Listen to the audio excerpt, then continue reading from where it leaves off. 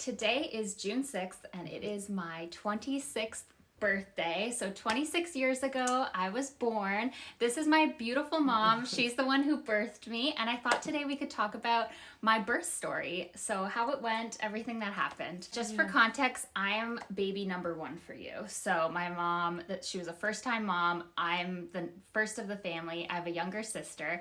So usually births are pretty long for first-time moms. How was yours compared to other people? I think mine was pretty short in relation to most. My mom was really fast, so I was expecting to be fast. I woke up in the morning at 7 a.m. and my water had broken. So I woke up with my water breaking.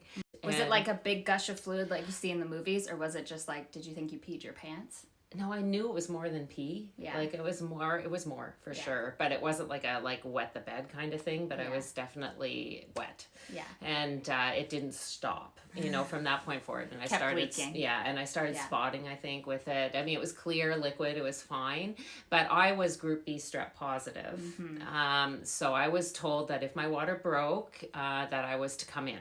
And at this time, you weren't having any contractions? No contractions, None. nothing. So we had nothing, no signs of labor, none whatsoever. Leading up to that, I'd had Braxton Hicks. I think I was 1 centimeter dilated already on my own. My water broke, so I knew you were coming, but that was the only sign that you were coming. So we went into the hospital. We got there around 8:39, and there was no labor to be had. We got checked in.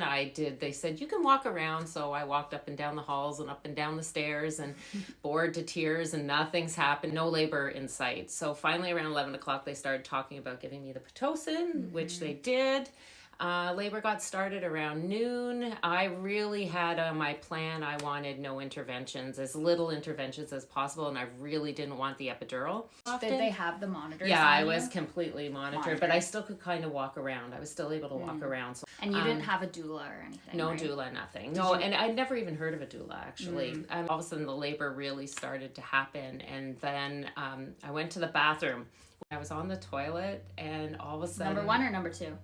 No, number Just one. pee. Yeah. Just pee. It's good to have an empty bladder. Like, we're always encouraging people to go pee, because a full bladder will hold the baby up high. Well, that's what happened. So you had a full bladder, you peed, and the head went right down. Yeah. And I was so scared. I remember being so scared because I didn't know what had happened. All of a sudden, I was in excruciating pain. Yeah. I was in full labor.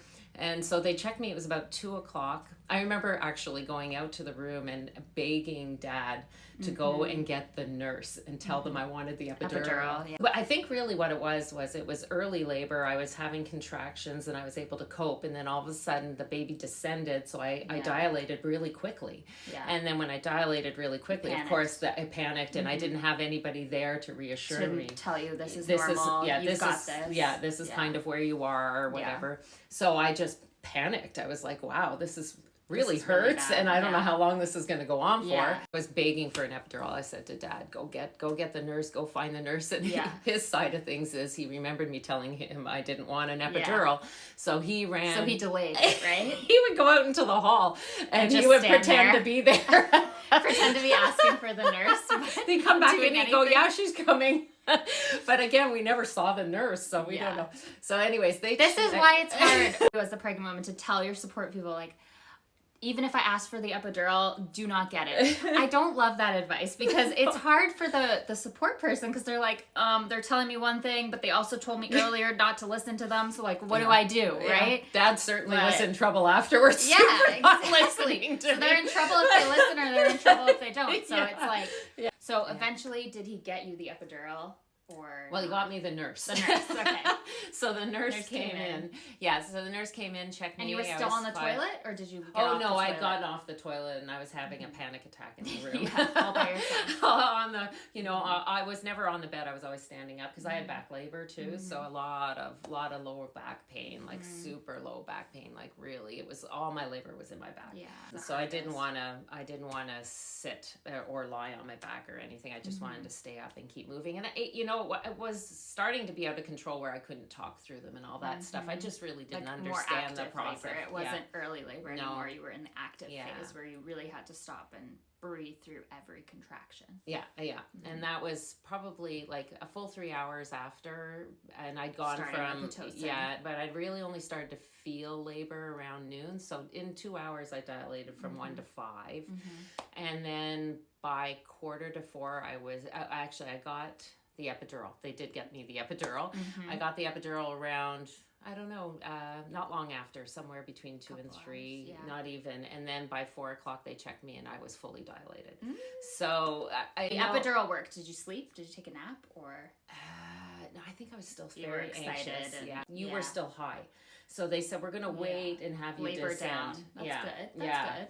They didn't used to do that all the time, so I'm proud of your team for doing that 26 years ago. Well, one, it's not that long ago, you'll see. 2, I had an amazing doctor. My doctor was amazing. I cannot remember the nurse, I have no idea, but the rest of the team I don't know, but my doctor was amazing and delivered as many of her own babies as she could, so I thought that too was amazing. So you labored down for probably an hour. Yeah. And then you started pushing, and how long did you push for? 2 hours. Yeah, because I had the epidural was so strong. Hard. It was hard for you to feel everything. Yeah. Which is very typical. Like, epidurals tend to not slow down the labor, but they can slow down the pushing part. And the instructions I kept getting was, push like you're going poo, push like you're going poo, or like push down, and you're like, you don't know what that is. It's like, you don't know what those feelings all numb. You're numb from here down. Yeah, and I remember being very numb. Like my feet were, like it was right to my feet. I couldn't feel my legs or anything. There was a couple of times they got the mirror out so that I could see your head. But it was still hard. I personally didn't like seeing down there. Yeah, some people, when I suggest the mirror, they're like, yeah, absolutely not. Yeah, like I was like, no. And then they're like, you here touch the baby's head. And I'm like, no. All of that was to help me push better, and I didn't push. I know. And then finally what they said to me was, the baby has to be born now. So your heart rate must have been descending or something. Knowing the things that you've told me, I'm figuring, well, maybe the heart rate, something was happening with you. Happy. That, I think those were the words actually they used, is the baby's not happy and the baby's got to come now. And I didn't know, by the way, we didn't know what we were having. So it was a surprise. Yeah. So I managed because they told me you needed to come now. I managed to push really hard and I got you out right away. And that was special. Like, I remember they didn't do skin to skin back then. Did I cry right away? Yeah. Oh, yeah. Do you rember crying right away? Yeah. Because they don't always cry right away. Yeah, no, I don't think. Yeah, I think you were really good. Yeah. Your APGAR was what we used, and your APGAR scores were really good. Yeah. You're like all 999, I think, or something. Like you were fine, pink, everything was good. You remember your nose being super squished, so you were in that birth canal for far too long, because I was worried. I was worried, and it was like, did I have a cone head, or just my nose was squished?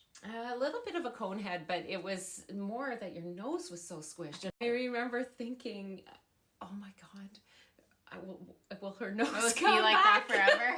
And I don't know how long it took, but it was way longer than I thought. Babies can have some funny shaped heads and faces. I've realized this over time, but it goes away within 24 hours. They usually or bruises. Sometimes you can have a really bruised face. And you're like, are they ever going to look normal? But they do. They do. Yeah, it heals. It took us a while. We were so surprised to have a girl, and secretly I wanted a girl. So I have 2 brothers who I love, but I did no other women in my life. So I wanted a girl. I wanted some women on my side. So I got that. Yeah. That's my first story. Yeah. Oh, it's amazing. It's such a good story. I love it. I love hearing about it now that I work in that every day. It's like I like hearing about how I was brought into the world from my mom. Happy birthday. Thank you.